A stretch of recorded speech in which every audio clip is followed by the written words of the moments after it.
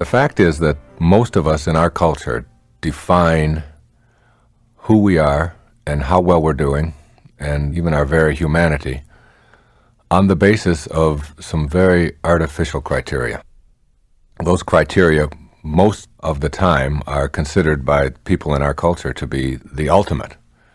And they are things like success. How much success do I have? That is, how much money am I making? How much stuff comes into my life? How many accumulations am I able to get? And there's certainly nothing wrong with that. But as a criteria for your very humanity, it's a very low point. It's a very shallow place to determine whether or not you're living the kind of life that you're capable of living. Another one is performance, which we tend to laud in our culture and to almost worship. I'm number one. You see it all the time, people making a contest out of life, and performance being measured in terms of how far I get and what position I achieve in life or what awards I have granted to me or whatever. And the other is achievement. How far have I gone in my profession? How am I looked at by my peers and by other people in terms of my grades and my position on the ladder of success within a given corporation, things like that. These are almost like the ultimate in our culture, in the business world, in the educational world, in the entertainment world, whatever. We're always talking about success, achievement, and performance. What has happened for me, and what has happened for a lot of people, particularly in some of my recent books and tapes and so on, is that after you live this life for a while and you find yourself achieving a lot of things and performing at a very high level and being labeled a success by all of the external standards, you soon discover that there's an emptiness to that there's more to life than just being able to do that. That emptiness and that shallow feeling, and that it's just sort of almost like a selfish pursuit, gratifying one's ego and proving that we can accumulate as much stuff as we can, and success isn't any longer measured in terms of how we serve others, but in terms of how much I get for myself. And our goals become obsessions, not that we need anymore, but that we've fallen into this trap of believing that we have to accumulate more, we have to get more, we have to perform at a higher level. If we win the championship, that's great, but how about doing it 2 times in a row? Nobody's ever done that before. And if we do it twice in a row, well, now we've got to do it 3 times in a row. And now we have to do it by shutting out our opponents completely. They can never get a point. And we are constantly looking outside of ourselves for these kinds of almost artificial ways of defining ourselves as human beings. And when you get trapped into that, you find that there's a lack of a sense of fulfillment. And what I want to talk about and make happen in this program is to have people ask the question, what would it be like to live your life as a work of art? A work of art that's in progress. That is, your life becomes a masterpiece that is unfolding in every moment of your life. Instead of looking at it in terms of how much can I get or how far can I go, begin to see that, all right, yes, I am capable of lots and lots of wonderful things, and I have accumulated a lot of things, and I've achieved at a very high level, and I'm performing very well, but I want to take a different perspective on what my life is. And I want to begin to see my life as this fabulous work of art, that I can shape it and shade it and mold it into whatever it is that I think would be the absolute ideal for my contribution while I'm here on this planet, for the actual unfolding of my humanity. And if you were to ask anybody, what is it that you would really like to have said about yourself, whose life would you look at and say, this is what I would like to have been said about me? Or this is the masterpiece that I would like my life to be. Would it be about how much stuff did I get? Or how big was my bank account? Or how fast did I run? Or how quickly did I get there? Or who did I beat in the process? For some, it might be, and that might be very satisfying.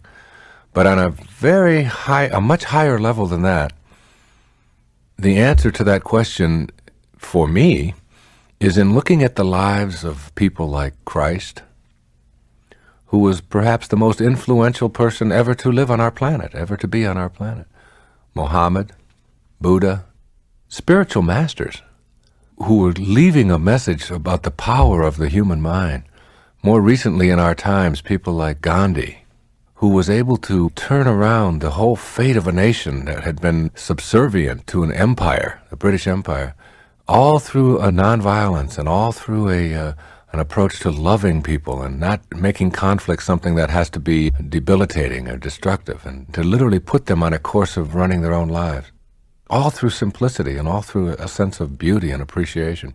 Or Mother Teresa, who labors in the streets of Calcutta, just serving and just giving, and knows what she is for, and knows that she's not against anything.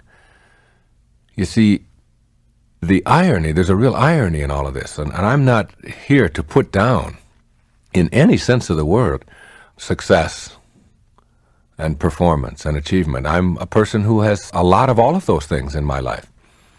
But I've found that those are the kinds of things that begin to matter less and less, and they show up more and more in your life when you find yourself getting more tuned in to something much beyond all of that. It's like a knowingness. It's like creating a sense of what I'm here for, how I'm going to live this life that I have, and doing it in the service of others, maintaining a sense of spirituality about yourself, maintaining a sense of compassion and caring and love and decency for everyone that you meet, treating conflict and difficulties that come your way not as something for which you have to win or to master, but in fact as opportunities for you to see how you can transcend these things and not to have to use hatred and anger and bitterness and beating somebody else down in order to get to this higher place. It's very much a place of peace, and it doesn't mean like abdicating your role in life. It doesn't mean that you can no longer be an architect or that you can't be a salesman or whatever it is that you choose to do for a living. It's much beyond that. It's the way that you are, not what you're getting out of the way that you are. It's that wonderful work of art that your life becomes, that you begin to see that I can make my life unfold exactly the way the universe unfolds, with a real sense of perfection and harmony and peace for myself. And the more I do that, the paradox is that all of the things that I chased after so hard and so diligently show up in your life in just the right amounts. It's an attitude of knowing, of surrendering, not to anyone, but surrendering from the things that most of us are pursuing all of our lives, where we get on that stress-filled, fast pace. I have to achieve, I have to perform, I have to succeed, I have to become number one, I have to beat everybody else in order to prove myself.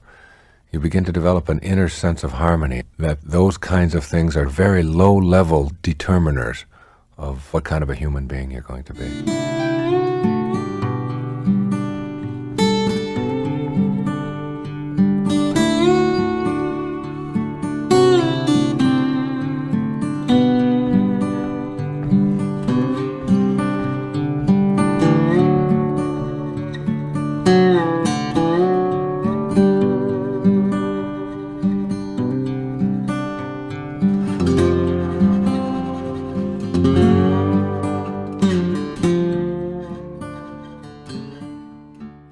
Some people who are alcoholics or drug abusers continue to drink and continue to use drugs, knowing that if their life was threatened, they would stop, and knowing that they have the strength to stop at any time, but being unwilling to do it because they don't feel that the threat to their life is there. And then the threat comes. They go to the doctor, they go in for a physical, they find out that they've got a lump on their lungs, they find out that their wife is going to leave them because they're abusing drugs all the time, they're going to lose their family, and they come home one day and their family is gone, or whatever. And that's like a near-death experience emotionally, to lose your family or to find out that you've got lung cancer or whatever. And they instantly become transformed. Now, what does it take to get people to get the big picture? Well, what does it take to get people to change? The answer to that is different for everybody. I can't pretend to say that I have an answer. There are some people who need, for example, to change, they need a support group, and they need a therapist, and they need to go to a rehabilitation center, and they need to read 400 books, and they need to listen to these kinds of tapes. And they need to reinforce it over and over and over again in their lives in order to change. And that's the way some people are wired together. And that's all fine. And if that's how your internal circuitry works, then by all means, go with it. I, on the other hand, am not that kind of a person. I make decisions instantaneously about what my life is going to be or not going to be. When I was a young boy, I tasted coffee. I had a cup of coffee that was given to me. I was about 14 or 15 years old. I tasted it. It was bitter. It tasted funny. It tasted like chemicals that I didn't want to. And I said to my mother and my brothers, I will never drink coffee in my life. Now I'm 49 years old now, okay? That was many, many years ago. It was 35 years ago. And I tasted it, knew it, and made that declaration, and I have never had a cup of coffee since then. I look at coffee, people offer it to me and everything, and I just know that I don't want that bitter taste in my mouth, and I don't want that caffeine, and I know that, all right? So that's how I am able to make change. But that doesn't mean that that's the right way and that's the best way. And I can sit here with great confidence and say that I won't be drinking coffee, and I'll never have a cigarette. I can say that for certain, having quit 25 years ago. And I can say for certain about a lot of things in my life, that I won't be overweight, that I will stay in shape, and all of those kinds of things. For others, it's a daily struggle, and it's coming to know yourself. So the path to the big picture is different for everyone. But the understanding has to be that the big picture is there, and its availability is there. And if you need to have a near-death experience, like Marilyn did, in order to get that big picture and be able to relax in the face of conflict, be able to not allow yourself to get stressed out over small things, being able to enjoy your present moments and find fulfillment and joy in them, then have that near-death experience. But have it in your mind only, okay? So create that experience for yourself. One of the ways to do that is through meditation. Another way to do that is just by visualizing or just imaging it for yourself. Participate in your own funeral, in your mind if you have to. See yourself dying of a horrible disease and suffering. Go through it. Experience it. Die while you're alive. Experience that whole thing. And as you experience that, see for yourself that this doesn't have to be brought into form. That I can act it out in my mind like a dream, live through it, get the experience of it, and then decide, well, I don't have to bring this into my form any longer. And make then a decision not to do it. So whatever it takes for you, all I'm saying is that you don't have to go through it in the world of form. In your physical world, you can transform, go beyond your form. You can be metaphysical, go beyond the physical, experience it in your mind where there are no limits. There's no limits to your imagination. There's no limits to your thoughts. But literally be there. And then when you come out of it, realize that, okay, that's enough. I've done that now. Let me practice the big picture. Let me see it isn't anything that I have to really create in my life any more than that. And once you're able to do that, once you can create that for yourself, then you get all the benefits of the big picture. By the big picture, I mean you know in your heart and in your soul that there's more to life than just what my body is going through.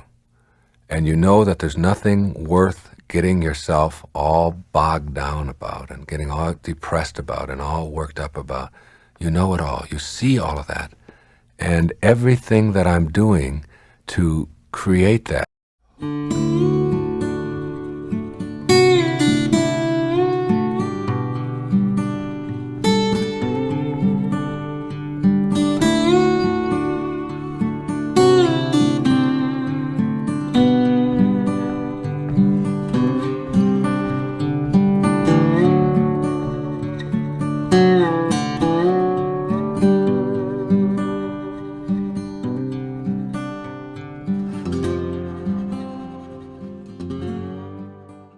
When we take this power of this invisible part of us, and it's so hard to define this. We call it a belief, or you call it a thought, or you call it your soul, or your spirit, or whatever. But that invisible part of you that really determines everything about your life.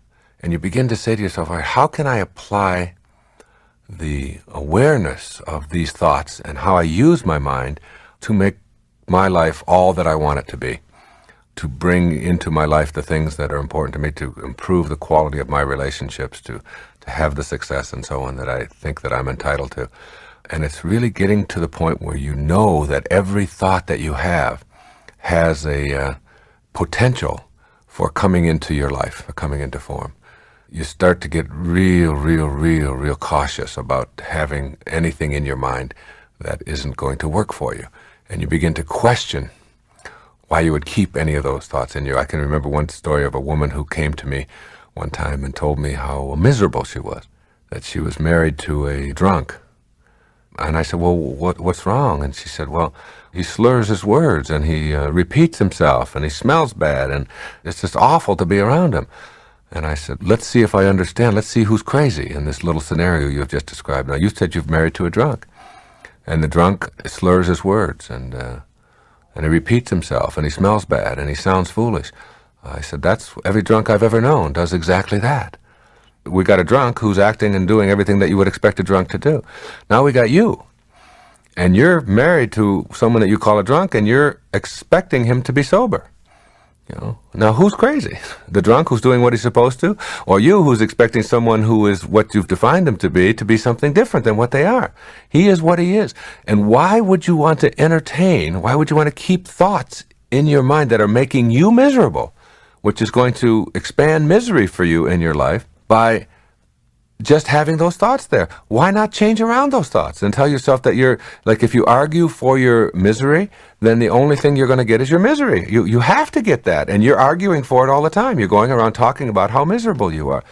So you want to get real careful about that. And I suggest to every one of you that whatever it is you find yourself incapable of doing, or whatever you found that has been a great obstacle, or whatever it is that's in a relationship that isn't working, that you just can't seem to transcend, or whatever's going on with a particular employee or a way that you're approaching anything in your business, that if you examine, just for a moment, if you examine what belief is it that supports this behavior, because the ancestor to every action is a belief, is a thought, and then work at re-examining that. I mean, I've done that so many times in my own life, and things that don't seem like they're that important to other people. Like, my wife doesn't understand why certain things about my tennis game that I play every day that I've really challenged. I mean, I grew up with the belief that I couldn't hit a backhand. And it was for 10 years I told myself that I don't have a backhand, I can't hit a backhand. And then I began to change that belief around. And it wasn't that I just, practice. I began to visualize myself doing all the things that it takes to make a backhand work for myself. I began to do that with a serve. I began to do that with a drop shot. Instead of telling myself, I can't hit a drop shot, and then acting out on that, and a whole match will go by, and a whole year will go by, and I'll never hit a drop shot, or I'll never hit a lob, or I'll never try a spin serve, or whatever. If you keep telling yourself that you can't do something, you act on that belief, and whether it's just a silly little thing like improving your tennis game, which isn't so silly if you're making your living off of it, or if you're coaching it, or any other skill area, or anything in your life, change around the thought, as you think, so shall you be.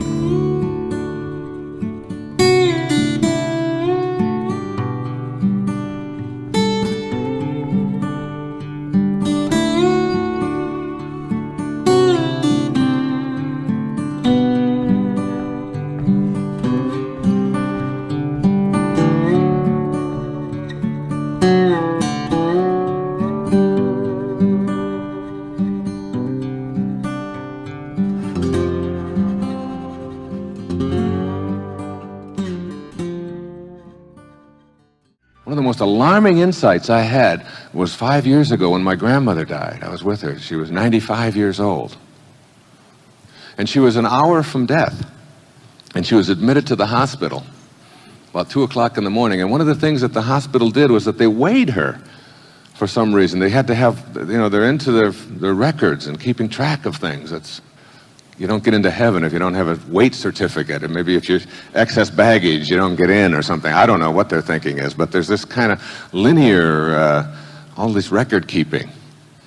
I always wonder about all the people who died before we had records, before we did that, whatever happened to all of them.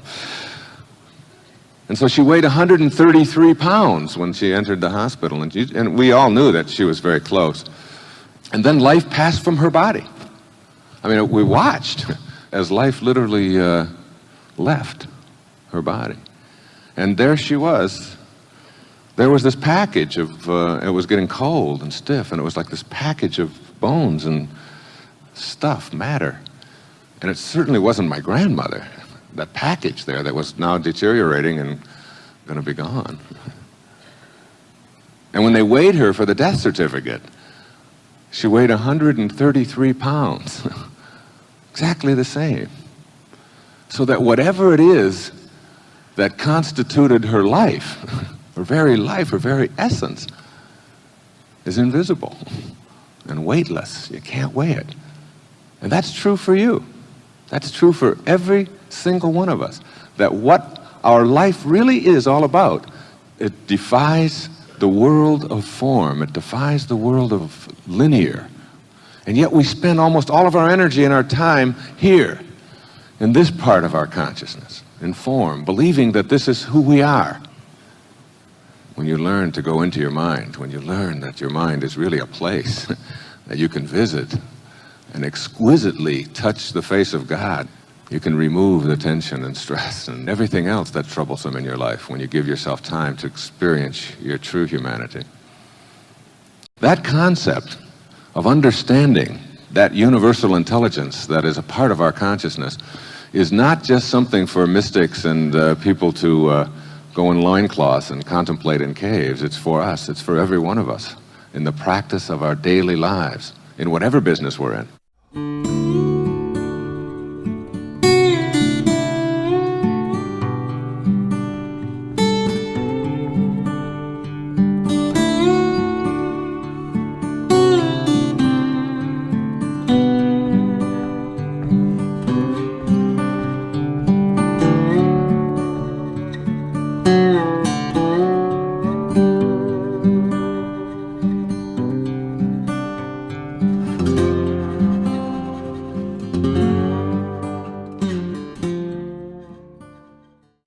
There's such a beautiful lesson to learn, such a beautiful spiritual lesson to learn. If you look at a vase and watch a sculptor make a vase, the sculptor shapes his clay and finishes it up. And what is it that makes it a vase? You think it's the material? You think it's the pottery? You think it's the clay? No. It's the empty, silent space inside that the clay surrounds that allows it to be a vase. Otherwise, it's just some pottery. What makes this a room? What makes your house a house? Think about it. It's not the walls. It's not the material that has been put all around us that you live in. It's the space, the empty, silent space inside that makes a house a house. It's the space between the bars that holds the tiger, as they say in Zen. And it's the silence between the notes that makes the music. It's not the note. That's the note. What makes the music is the silence between the notes. And so it is with you. Robert Frost put it this way, more beautifully than I could ever say it. We all sit around in a circle and suppose, while the secret sits in the center and knows. And knows. You must come in contact with that empty, silent space that is within, not the form that encapsulates it. so difficult for us in a world of bottom line, left-brained, analytical, get to the point mentality that we find ourselves in. But all you have to do is look around. Look and understand that whatever the intelligence is that is in back of or suffusing all form in the universe, that allows it to be that empty, silent space that some call God, some call spirit, some call soul, some call Muhammad, some call Buddha, the label doesn't matter. And I am not up here on this stage to proselytize for any particular religious point of view at all. It is not my purpose. It has nothing to do with what I'm here. It is to get you to understand the power of that invisible, silent, empty space that we all know as thought.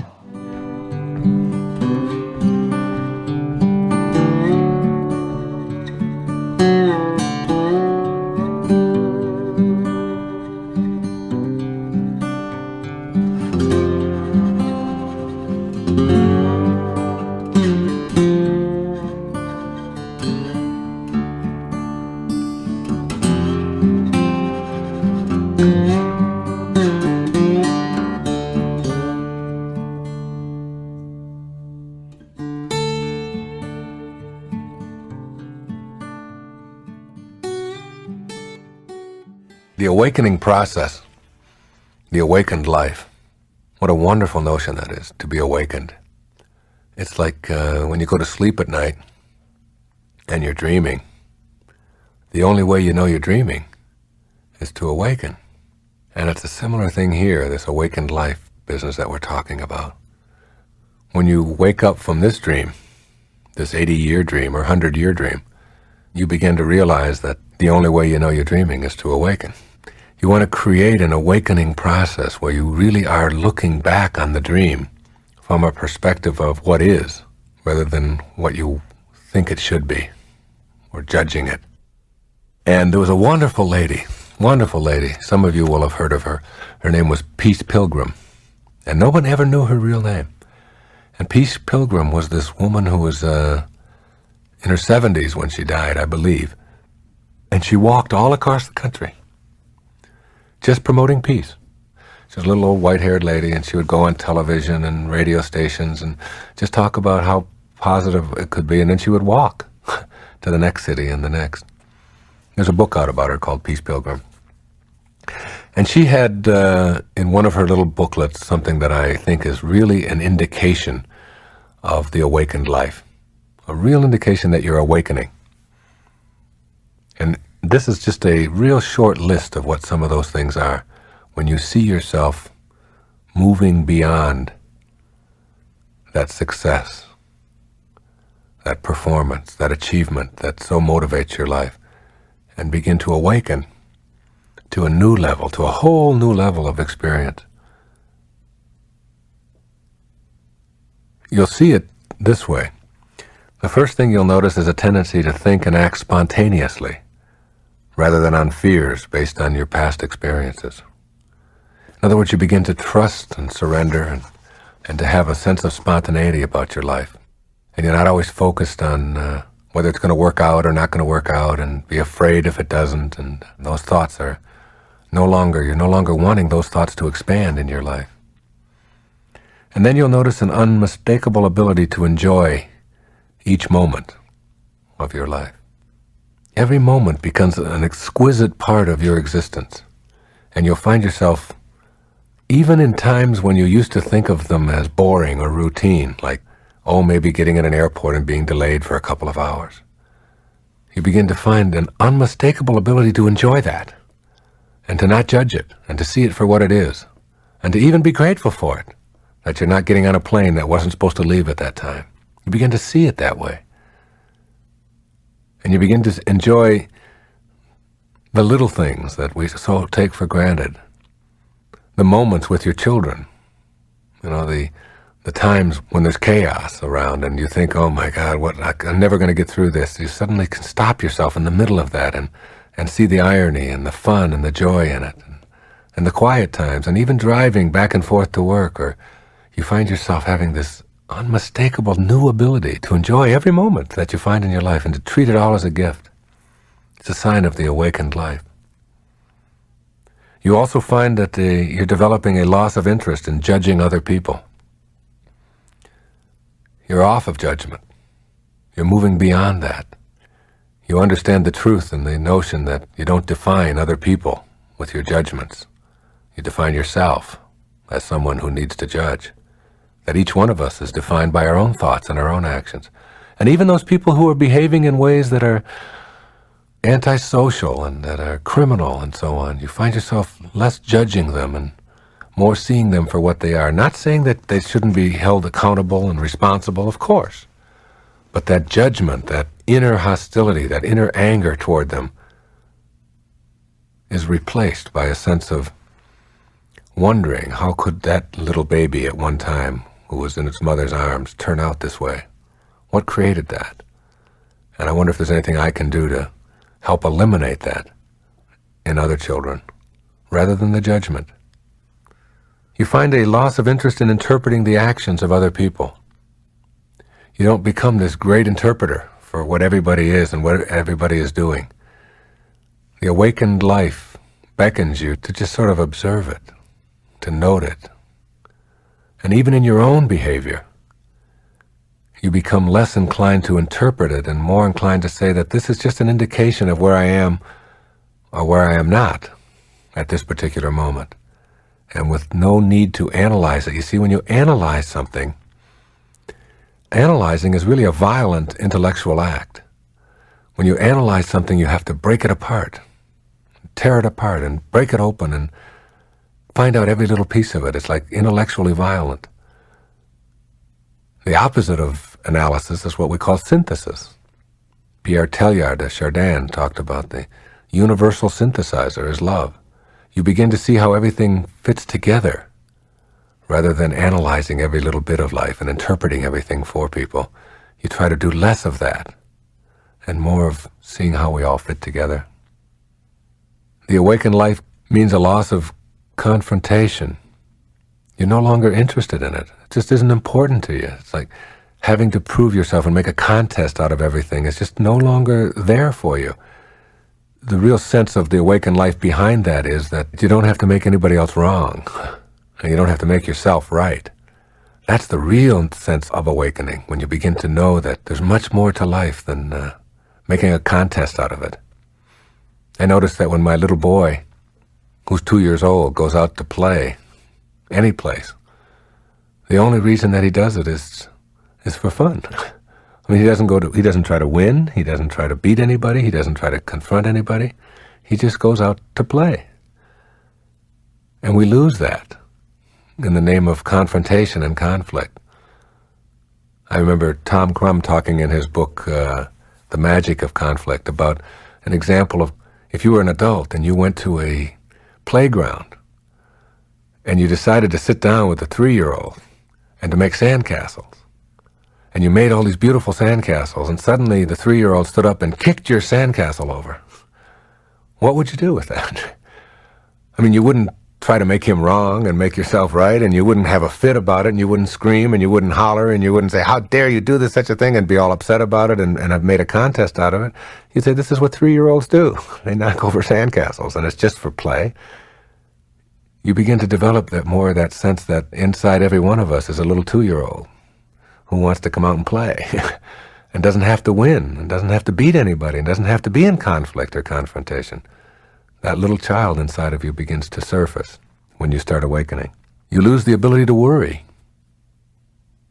I didn't say you lose worry, you lose the ability to worry. It's no longer a part of you. You begin to understand the absurdity of worry. You begin to see that it makes no sense to worry about the things that you have no control over. Because if you have no control over them, it makes no sense to worry about them. And then it makes no sense to worry about the things that you do have control over. Because if you got control over them, it makes no sense to worry about them. And there goes everything that you ever worried about. You either have control or you don't. And if you don't, you move on. And if you do, you take control. as you awaken, you lose that ability to just worry about things and instead accept them. You'll notice frequent, overwhelming episodes of appreciation, as she puts it. Frequent, overwhelming episodes of appreciation. Appreciating everything, being thankful. It's one of the great ways to become awakened in your life, is to be thankful for everything and to give thanks for it. You know, I'd like to see the churches of America have services on Sunday morning where they have like Liver Appreciation Day. You know, it's like to appreciate your liver every Sunday and have an ode to the liver, you know, and a theology of the liver and how grateful we are for our liver. And if we didn't have our liver, imagine how, you know, and then the next week is like, you know, the Heart Appreciation Week. It's like appreciate every little tiny thing that is a part of what it is that makes you alive. Your teeth, your tongue, the air that you breathe, the ionosphere, the atmosphere, the ground, the sun, the stars. It's like you start having these overwhelming episodes of appreciation as you awaken, and you appreciate getting on a plane and having it take off and having it land and having a seat and having someone to serve you a drink and being able to wear clothes and everything about your life. And as you become more aware of how much you have and how much you have to be grateful for, you become less focused on scarcity and what you don't have, because your mind is focused on what you do have. And when your mind is focused on what you do have expands. You begin to develop contented feelings of connectedness with others and with nature. You begin to see that every human being that you meet any place on the planet shares being human with you and what it feels like to be human. You begin to see that there's a oneness to it all, that there's a universal mind, that you're a part of it. And you know that each one of us is connected and that on a round planet we can't choose up sides. That you begin to know that, then you treat the people that you come into contact with the same sense of reverence that you have for yourself, because you are, in fact, that person. It's why Jesus said on the cross when the spear was thrown into him, "Forgive him, Father, for he knows not what he does." The reason he knows not what he does, he doesn't know that he's throwing a spear into himself. Because every time you hurt another human being, you hurt the generic human being. You hurt all of us. And every time you send out love, you create a sense of harmony in that.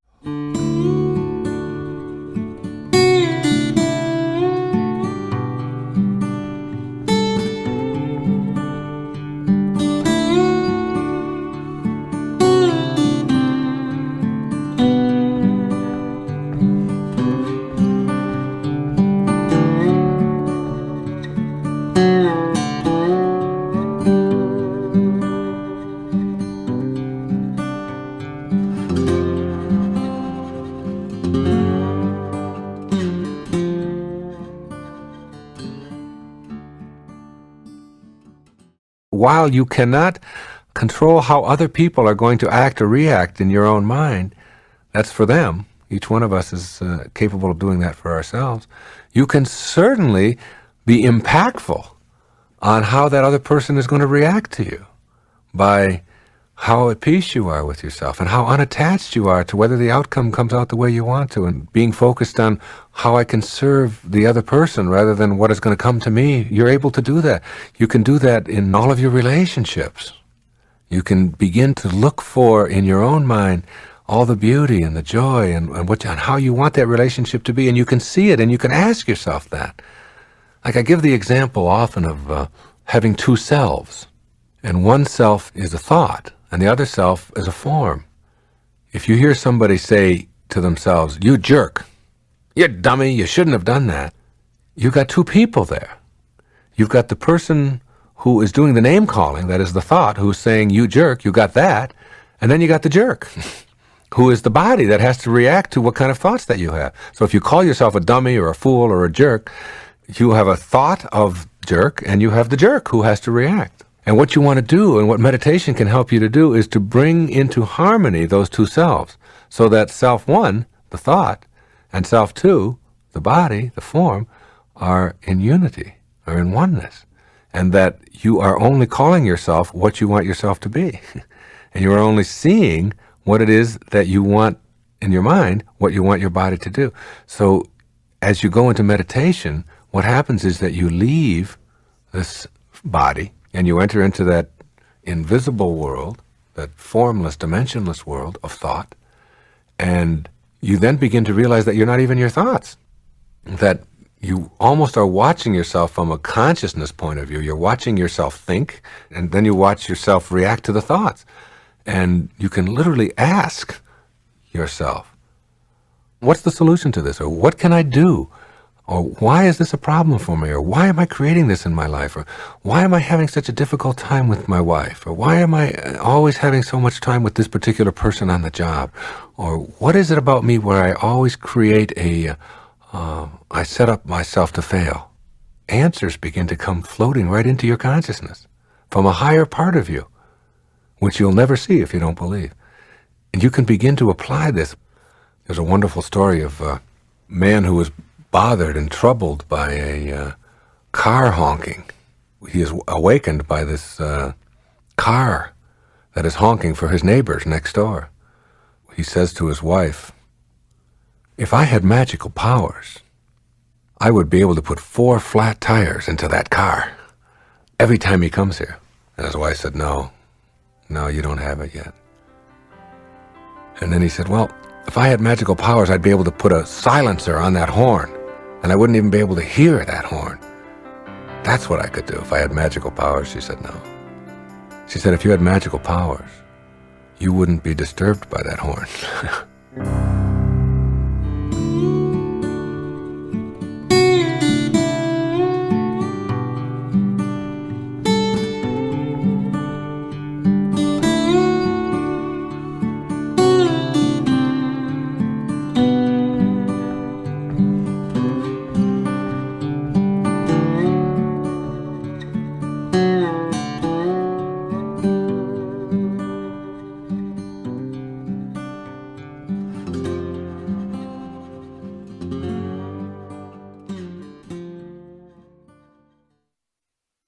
I think we show up here with a mission. We have tasks, we have lessons, we have things that we have to do while we're here. And for some of us, that's a very short time.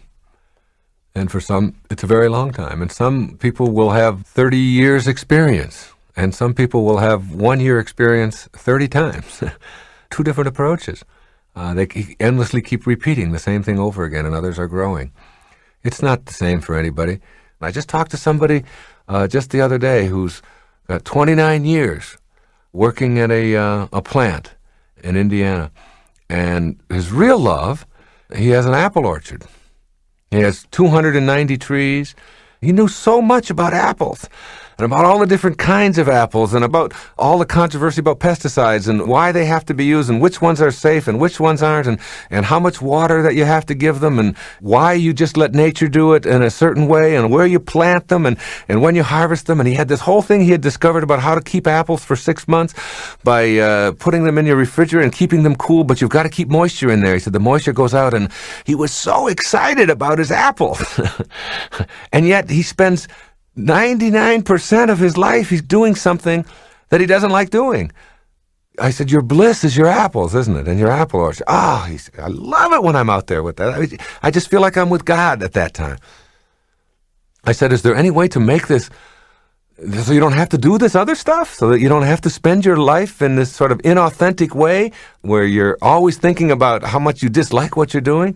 Well, I've never thought about really making a living at it and all of that. I said, somebody's got to buy apples, and there's applesauce that's got to be made, and there's apple pies that have got to be made, and it's like if you get your bliss, if you know what it is, then it's just a matter of taking some of the risks that go with it, and why not? Why restrict yourself in any way? What I was suggesting to him was give yourself a chance at that. There's 2 things that I think about what you're doing. You've got to love what you do, and you got to do what you love. Everybody can do this. And I don't really think it matters too much what you're doing. But if you don't like it, you have options. The first option that you have is that you can leave it and take the risk that goes with following your bliss. And I know what your question is already. How do I know what my bliss is? Now, I'll come to that. So, what you do know is what it isn't. We always know what it isn't, all right, for sure. That's no problem. But you can leave what you're doing, all right, that's number 1. Or you can change around your thoughts, the 99% of who you are, about what it is that you're doing. You have that option. You can decide that if you just are not willing to take the risk, or you have to stay with this or whatever, that I can change my thoughts toward it. And I can make it as creative and do all kinds of things with it and say, all right, I'm only going to do this for 6 hours or 8 hours in a day, and then I'm going to get right out into my apple orchards. And this is sort of what this fellow was doing, was learning how to go into this assembly line job that he had and do it and not have such a negative, terrible attitude about it and have fun with it and make it blissful. All right, so you can change, and there's risks involved with all of that for some people. I think that the risks are much less than most of us realize, that they're not really risks at all after a while. They're just like adventures and they're excitement, and the people who really love you and support you in your life will support you trying new things, all right? And you begin to find out that you can live with a lot less, and that as long as you have joy inside of you, that telling yourself that you have to have a lot of stuff and a lot of accumulations and a lot of that in order to live happily is really a myth for most of us. But how do you find your bliss then? To come back to that question. The answer to that is you don't. You have to let your bliss find you. And your bliss can't find you. I mean, it sounds strange, but your bliss cannot find you. It's like your purpose. It cannot find you as long as you're filled up or clogged up with something else. Here's a wonderful story. There was an expert on Buddhism and Far Eastern religions. And he was a professor at a university. And he had written 4 or 5 books on the subject. And he was really considered a true expert. But he had always wanted to meet a particular Zen saint who lived in India. And so he traveled there with all of his books and he wanted to meet this particular Zen saint, a guru. And when he got there, he introduced himself. He had made an appointment, and he introduced himself. And the man had just like a loincloth on, and he was very simple, very peaceful, very old. And the expert began talking to him about all the things that he knew about Zen and Buddhism and so on. And the master stopped him and said, "Would you like a cup of tea?" And he said, "Yes, that would be very nice." And so he took a teacup and he put it in a saucer, and the man continued to talk about all of the things that he knew about. And the master picked up the tea and he began to pour it into the cup. And the man continued talking, and then the cup was full, and the master continued to pour. And the tea poured out of the cup and onto the saucer, and as the man talked, he still kept pouring. And the tea was now going onto the floor and onto the man's pants, and finally, he stopped him and he said, "Excuse me, but the cup is full. You're pouring, and it's full." And the master stopped him and said, "You are like the cup." He said, "You are so full of everything that you know that you don't have room to let anything else new in." And so many of us are just like that teacup. We're so full of all of the stuff that we have learned and that there's no more room to let anything else in. It's just all pouring out and just going past us and all outside of us. Now, if you can see that metaphor in yourself, you can begin to see that in the eyes of the beginner, there are millions of options. In the eyes of the expert, there are only 1 or 2. So the suggestion to finding your bliss is to always be a beginner on the path. Never become an expert. If you're going to go out and learn tennis and you've never played it before, and someone hands you a racket and they say, "Now, try a drop shot this way," you are open. You are willing. "I'll do that. Now hit a forehand this way. Now, well, try it this way if you move over here. And now try." It's like the beginner has 1,000 options available to them and will try everything. But if you talk to an expert about how to hit a backhand, they only know one way. Now, that's true not just in tennis. That's true in your business. That's true in your relationships. That's true in everything in your life. Stay a beginner along the path. You can get clogged up, so clogged up with what you know and with the negativity that goes with that and all the rejection, all the judgment that goes with that, because you have to reject all kinds of other points of view in order to make sure that yours is the only one that ever gets heard or ever gets used, that you don't have any room inside of you for something new and something exciting and something different and expanding yourself and so on. So be wary of experts, especially if you're one yourself. Be wary of yourself becoming one, because then you limit yourself. And by limiting yourself, your bliss, your purpose, which is there, can't find you. It's like an artery that's clogged up with cholesterol. I mean, it just can't flow. Nothing can flow through it because it's too clogged. You've got to unclog yourself. And the way you unclog yourself is by opening yourself up and advancing confidently and doing things that make sense to you, that make you feel good, that are of service to others, that are useful to other people, whatever it is that you're doing.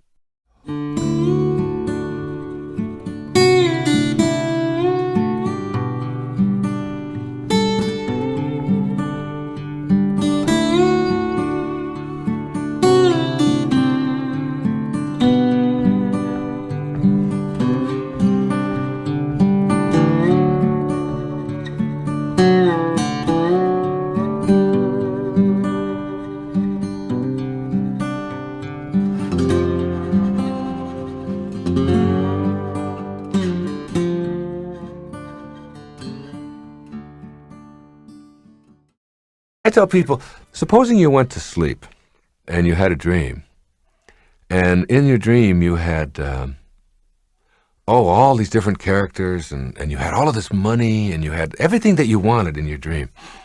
And then you woke up, and then you look back at your dream, and you became attached to the stuff that you had in your dream. And you said, wait a minute, I want that. There was gold in there. There was silver. There was all of these friends. I had a Ferrari there. I mean, all of this. I got to have that. Somebody would come away and cart you off and put you in a rubber room and say, that was a dream. You can't be attached to that. That's just a thought that you have. That's the way you got to view life. Instead of it being an 8-hour dream, it's an 80-year dream or a 90-year dream. And at the end of the dream, you don't want to be looking back at all of the stuff that you wish you could still have because you can't have it. You don't get any of that. So you try to detach yourself now while you're here, while you're alive, from the need to have that stuff. Instead, you just let it sort of all flow. As absurd as it would be for you to be attached to the stuff that you had in your dream, it's that absurd for you to be attached to the stuff that you're having in this dream. You have to die while you're alive. Now, that's a very hard concept for people to get. But you have to experience your own death while you're alive. Let me tell you a story. It's a wonderful story. It's an old, ancient story. I'll paraphrase it. There was a hunter who lived in India. And he would go to Africa every 2 years. And he would bring back animals and prizes and things like that. Well, one year he took off and he went to the jungle. And he discovered this large enclave inside the jungle. And it was filled with beautiful parrots, beautiful birds, multicolored, and they all talked. And he couldn't get over it. And he put a net out over one of the trees, and he captured one of the parrots. And he put the parrot in a cage. And he brought the parrot back to be with him in India as his pet. And he fed the parrot sunflower seeds, and he fed him rice, and he took wonderful care of him. He was very good, kept him in the cage. 2 years went by, and he talked to the parrot every day. And he said to the parrot, I'm now going back to Africa. Is there anything you would like me to say to your friends back there in the jungle when I'm back there? The parrot said, yes. Tell them that I'm very happy in my cage. Tell them that I'm joyful and that I love being in my cage here with you. Just tell them that. The hunter went back to Africa. He went back to the place in the jungle where he had been 2 years before. And he told the story. He said, your friend that I took back has a message for you. And the message is that he is happy in his cage, that he is joyful with me, and that he has no regrets. At the instant of hearing that, a bird on one of the branches keeled over and dropped dead. Dropped dead, stiff. The hunter assumed that he was just filled with sorrow at hearing of what had happened to his friend. So he went back to India, and he told his parrot what had happened. He said, I went back and I did just as you said. And I told them all out there, and at the moment that I told it, apparently one of the parrots was so upset that he'd missed you so much that he just dropped dead. And at the instant that that happened, the parrot in the cage keeled over, dead. His legs went straight up in the air, and he went stiff. The hunter was beside himself. He couldn't figure out, how could this happen? And he took the dead parrot out of the cage, opened it up, and threw it out on the woodpile. The instant that the parrot landed on the woodpile, he flew up to the branch. And the hunter said, you tricked me. What is this? I thought you were dead. And the parrot said, my friend was sending me a message. He told me, by his actions, that in order for you to escape from your cage, you must die while you're alive. Okay, now that's an old story. That's an ancient story that's been told over the years. What does it mean? I mean, don't you see that this is a cage? That the whole planet is a cage? If you can just stand back far enough and see that we're still restricted by the limitations placed on us as human beings. We're stuck here, or maybe in our homes, or in wherever we are. We're all in cages. And even though we have more room to manipulate, we may even have a whole planet, we're still sort of in cages. Now, how do you escape from the cage that you're in? You have to die while you're alive. You have to literally experience your own death. All of us have to. All of us are going to die. So why not experience it in advance? And see yourself out of your body, gone, but able to look back at what's going on now. Just like the dream, where you have the dream and you have everything you want, but you're able to look back at it. As you do that, you begin to see the folly, the absurdity of hanging on to anything, of being attached to anything, of needing anything, of telling yourself that I can't be happy if, from the perspective of having died, but being able to look back on it just like the dream. As soon as you can do that, as soon as you can experience yourself formless, dimensionless, form and all of the attendant things that you hang on to become irrelevant. They're not necessary any longer. You have a whole new way of living, a new way of being. Let's make it real clear that when I say we have to die while we're alive, that this is not a physical act. You certainly don't have to die and experience your own death. What you have to do is you have to do that in your mind. You have to really see yourself. And that's, by the way, when they train people in meditation and in becoming high spiritual masters and so on, they literally expect them to experience their own death, to know what it's like, to feel it inside. For me, how I apply it in my life is that I keep reminding myself that an 8-hour dream and an 80-year dream are basically the same if there's no such thing as time. And I keep reminding myself that being attached to anything in the sense of needing it and having to have it and identifying and defining myself by the acquisition or the getting someplace by those kinds of acts is absurd from the perspective of my no longer being here in form.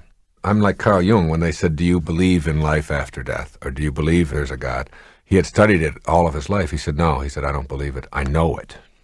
He said, I absolutely know it, that you cannot kill thought. You cannot kill spirit. You cannot kill the higher consciousness. That's part of the eternity, just like the universe is eternal. So too are you. So when you know that and live that, then it becomes less and less scary, the idea of your form dying. So I try to look at everything that I'm doing from the perspective of being able to look back at it from the point of not being here any longer, from the point of being dead, or from the point of when I'm looking back at what was in my dream. While you're in the dream, everything that you're doing is very real, very exciting, very exquisite. It's not like you're going through it and saying, oh, this doesn't count. I got my fingers crossed. There's no countsies on this. That isn't the way it is. You're experiencing. But when you awaken, you don't look back on it and say, oh, I want all of that stuff back. I have to have that. If I didn't get this, and if I only would have done it this way. You don't do any of that. You just move on. You just move on to the next level. And that's pretty much what I'm talking about here. You now have a new perspective. And the perspective is of not needing anything in a very short time. In a very short time for all of us. I mean, it's just a speck away in an eternity. It's just a speck away. We won't need any of this stuff. Try to detach yourself from it now so that you can flow, so that you can be part of that perfection, instead of always worrying, always angry, always hurting, always suffering, all of that suffering. See, all suffering gets played out in form. It wasn't suffering. There doesn't have to be suffering if you can really live there.